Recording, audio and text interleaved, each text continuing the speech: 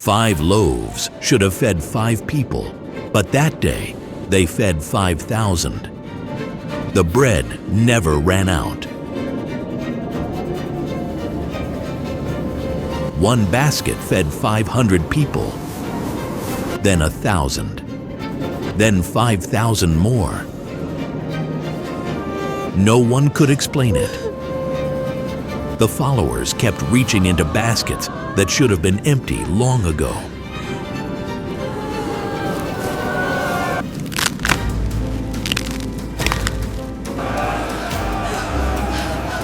When the meal ended, more food was left over than they started with. 12 full baskets from 5 small loaves. We'll show you what really happened when Jesus broke that bread.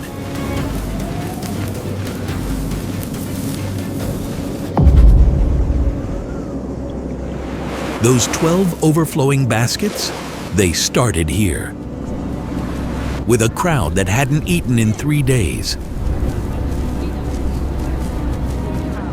and a boy who almost kept his lunch to himself. The disciples almost stopped breathing. 20,000 hungry people. No food. No money. No plan. Thousands of people covered the hillside near Bethsaida. Mothers clutching crying infants. Old men whose legs had given out miles ago. Families who had followed Jesus so far into the wilderness, they forgot to pack food.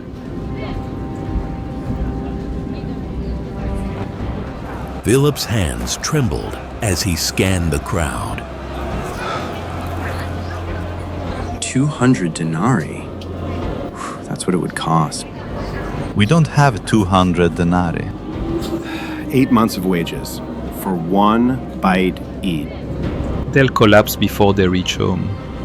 Some of them haven't eaten in 3 days. Then tell the master. Maybe he'll send them away before someone dies.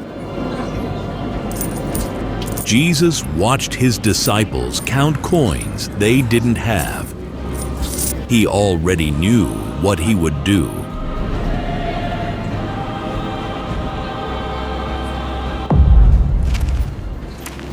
Through the crowd walked a boy,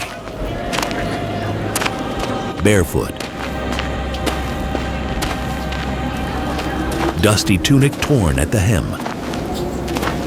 a small woven bag pressed against his chest. His mother had packed his lunch before dawn that morning. She had kissed his forehead and told him to eat every bite. She was somewhere in this crowd now, hungry, watching. 5 small barley loaves, poor people's bread. The kind wealthy families threw to their animals. 2 tiny fish from the Sea of Galilee, Kinneret sardines, salted and pickled in the factories of Magdala. The sharp brine smell clung to his fingers. The boy hesitated. His stomach growled. He could hide, slip away, eat behind a rock where no one would see. His mother would never know.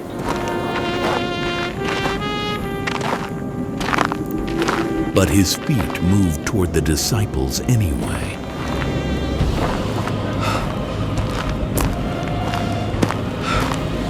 Andrew spotted him, pushing through the legs of adults.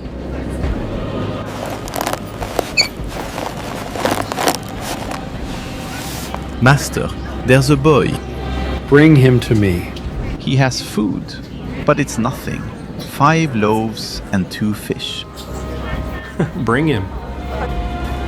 The boy stepped forward. Sand scratched between his toes. His heart pounded. His hands trembled.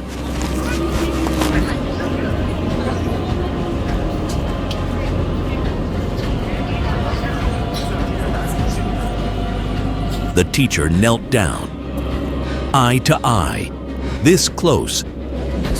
The boy could see the dust in Jesus' beard, the tiredness around his eyes.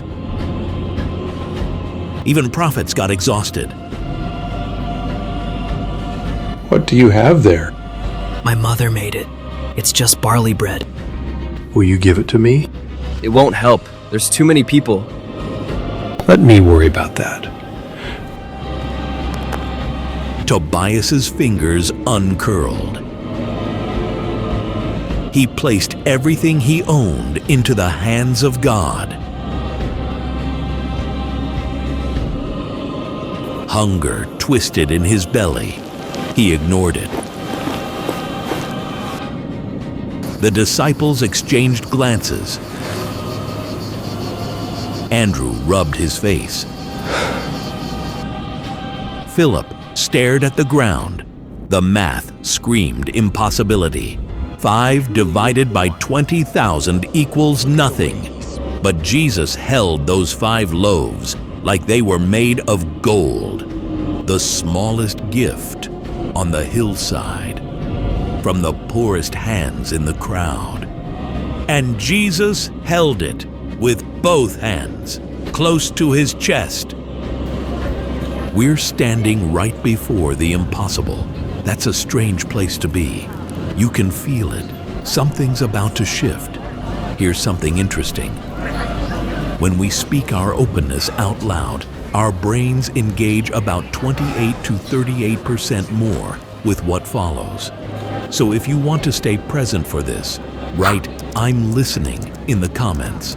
Not required, just helps, because nothing about the next few minutes makes sense. The bread was still warm from the boy's body heat when Jesus gave his first command. The disciples had been arguing for an hour. Send them home. Find a village. Do something. Now Jesus stood holding a child's lunch like it was the answer to everything. Master, the sun is dropping fast. These people need to eat. Children are crying everywhere. We've counted the money 6 times. 200 denarii wouldn't... Have them sit down. Sit down? Groups of 50, rows of 100, straight rows, neat lines. Sit them down to eat what exactly? What I give you. Peter's mouth opened, closed. He looked at the 5 small loaves in Jesus' hands. His mind screamed that this was madness. His feet moved anyway. The disciples spread through the crowd. They organized 20,000 people into neat rows on the green grass. Families settled down. Children moved with hunger. Mothers shushed them with empty promises. Jesus lifted the 5 barley loaves toward the darkening sky. Tobias watched from 10 feet away. His stomach still ached with hunger. That was his bread, his mother's recipe. Her hands had kneaded that dough before sunrise. Now, a prophet held it toward heaven like an offering. Jesus spoke the blessing, the ancient words of the Hamotzi prayer, the same blessing Jewish fathers had whispered over meals for 1,000 years. His voice carried across the hillside. 20,000 people heard him pray. Then he broke the bread. The sound was ordinary. Crust cracking, soft bread tearing. The boy had heard that sound every morning of his life. Nothing miraculous about it. Just a man breaking bread the way any father would at dinner. But Jesus' hands moved differently than other hands. Slower, more deliberate, as if each tear mattered. First loaf, broken into pieces. Second loaf, broken. Third. Fourth. Fifth.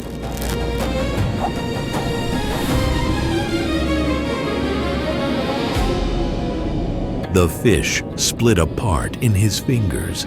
Small portions, impossibly small. What are we supposed to do with crumbs? He said to feed them. This won't feed my own children.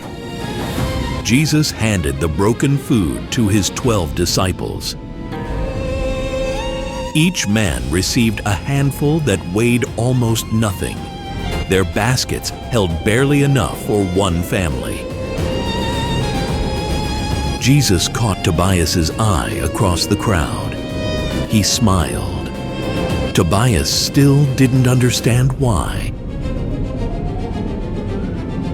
Go, give it to everyone. Master, this is 5 loaves. I know what it is. Now go see what it becomes.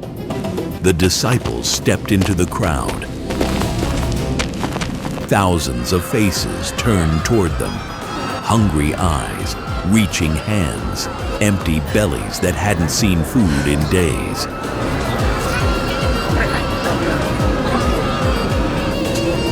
Peter approached the first group. 50 people. His basket held enough for maybe 3.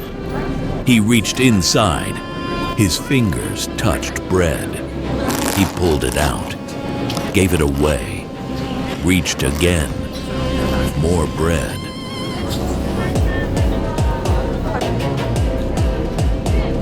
The basket should have been empty. It wasn't.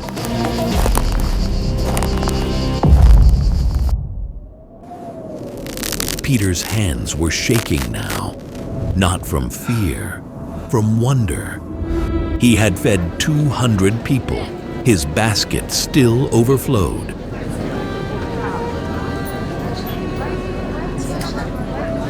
Bread piled against the woven edges. Fish appeared faster than he could give them away. The food was warm, fresh, still steaming.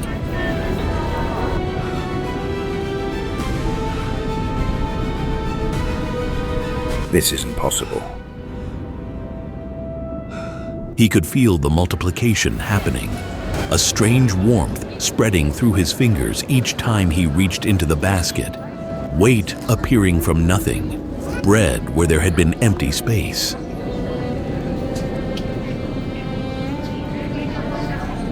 Beside him, Andrew worked through another row of hungry families. His fingers dove into his basket, came out full, dove again, full again. The rhythm became hypnotic. Reach, give, reach, give. A woman grabbed Andrew's wrist. Her grip was desperate. Where is this coming from? I don't know. Your basket was nearly empty. I watched you give away everything. I know. I don't understand it either. My children. They're eating. They're actually eating. Across the hillside, John moved like a man walking through a dream. He fed 50 people. Then 100. Then 300. His basket grew heavier with each step, not lighter. He lifted it to look inside. The bread was multiplying as he watched. Not in flashes of light, not with thunder or angels, just quietly, constantly, loaves pressing against each other. Fish appearing between the folds of bread. What is this? The smell of fresh barley and salt filled his nostrils until his eyes watered. Matthew stopped walking. He stared into his basket for a long moment. Then he laughed. The sound burst out of him. Wild, uncontrolled. A man witnessing the impossible.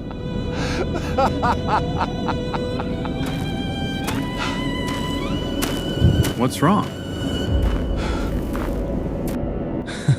Wrong? Nothing's wrong. I've fed 400 people. 400? Look at this. Look. Philip looked. The basket overflowed with barley loaves.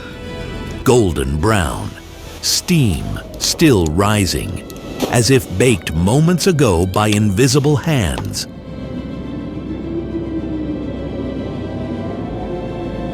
Thomas worked the far edge of the crowd. Doubt had been his companion since childhood. He questioned everything, believed slowly, trusted carefully. But his hands told him a story his mind couldn't deny. He reached into his basket. Bread. Reached again. Fish. Again. Bread. The food regenerated under his touch. He could feel it happening in his palms. How? How is this happening? No answer came. Just more bread. Just more fish. Just the quiet miracle that refused to stop. The sun dropped lower. The setting sun turned the grass orange. 20,000 people sat in neat rows.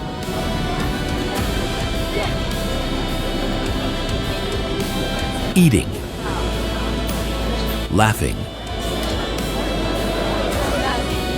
Weeping. Some hadn't tasted food in 3 days. Now they stuffed their mouths until their cheeks bulged.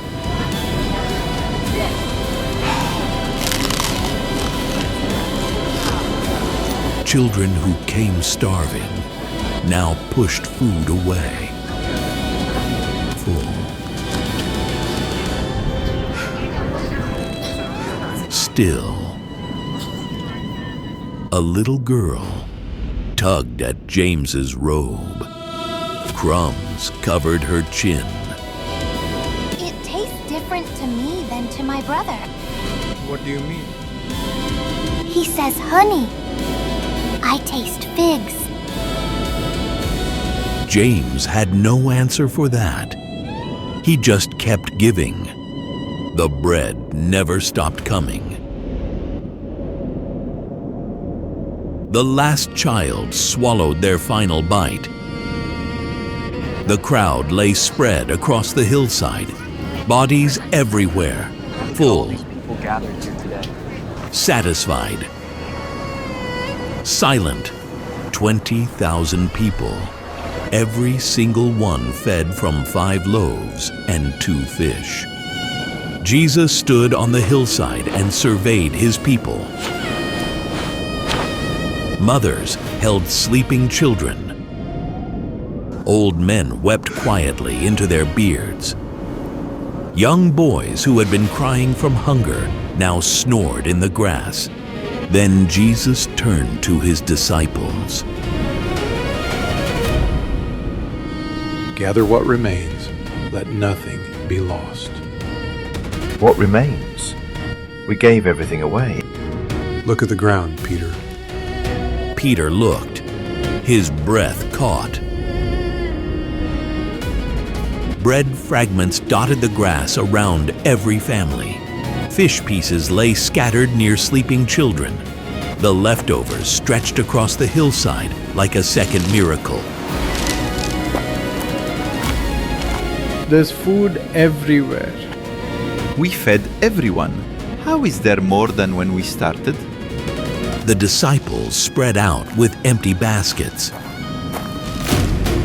They bent low, knees pressing into soft earth, fingers gathering fragments that shouldn't exist.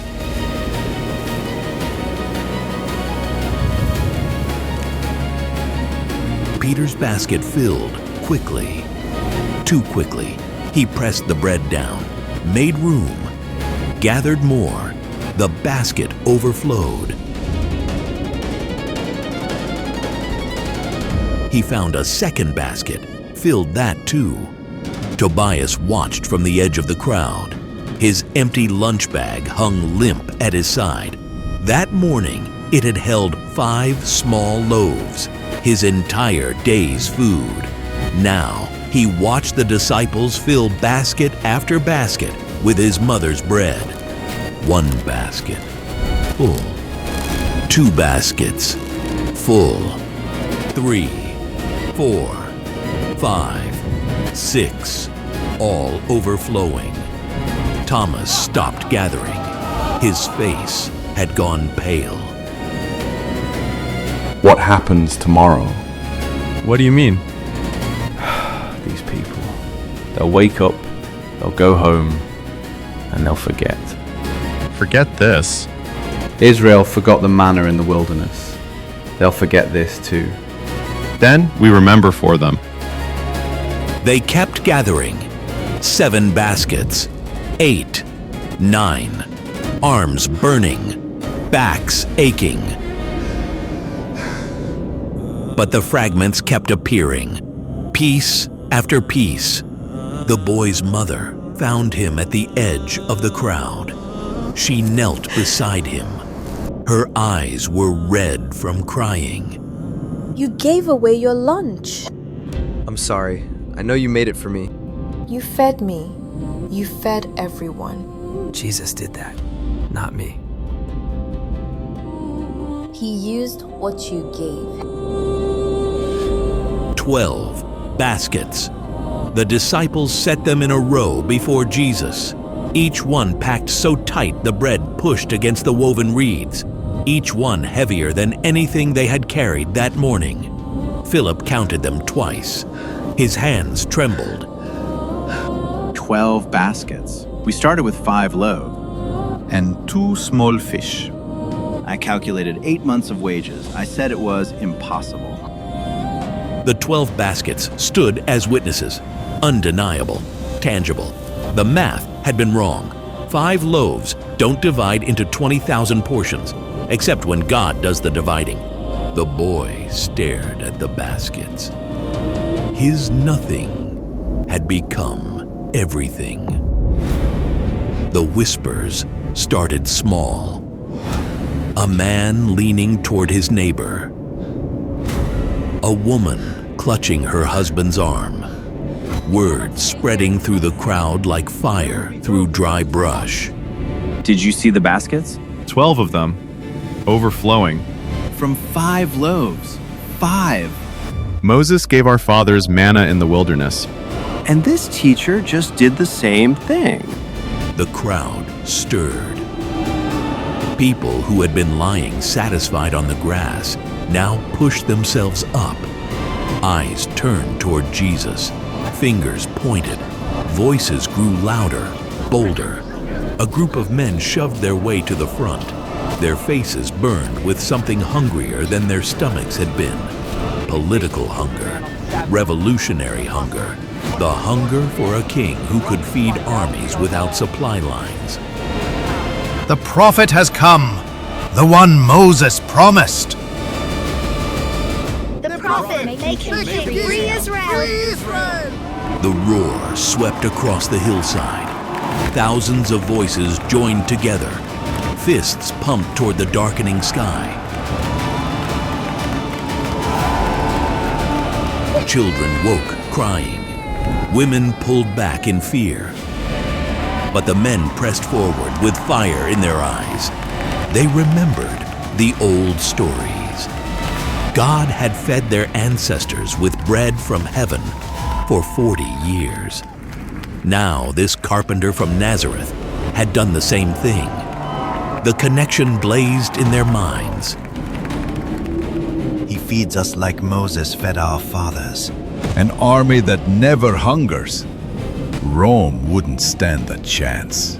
We crown him tonight, King of Israel. The crowd surged toward Jesus. Hands reaching, bodies pressing. They would lift him onto their shoulders whether he wanted it or not, carry him to Jerusalem, force a crown onto his head. Jesus stepped back. His eyes moved across the faces of the crowd. He saw what they wanted. Full bellies forever. Victory over Rome. A kingdom of endless bread. They didn't want a shepherd. They wanted a baker.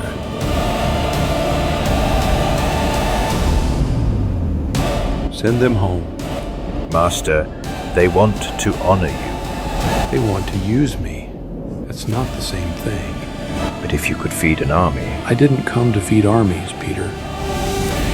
The disciples moved through the crowd, gently pushing families toward the roads, urging people to gather their children. The revolutionary momentum stuttered, slowed, lost its power, scattered. Jesus slipped away toward the mountain, alone. The crowd watched him disappear into the growing darkness. Confusion replaced their certainty. Tobias lingered longest.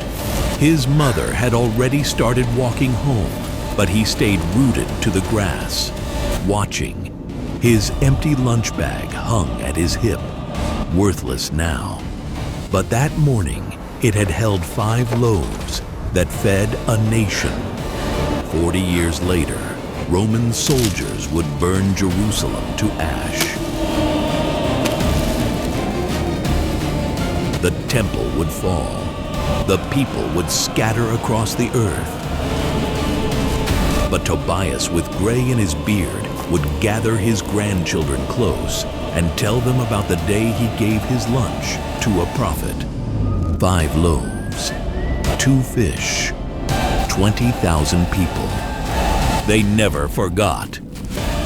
But here is what most people miss. That same night, Jesus sent his disciples into a storm that nearly killed them. They rode for 9 hours in total darkness. Waves crashed over their heads. Their arms gave out. They screamed and heard nothing back. Then, somewhere in the blackness, they saw a figure walking toward them on top of the waves, like the sea was solid ground. One disciple stepped out of the boat. His feet touched the water, and it held. Click on the video being displayed on your screen to see the miracle that proved Jesus was God.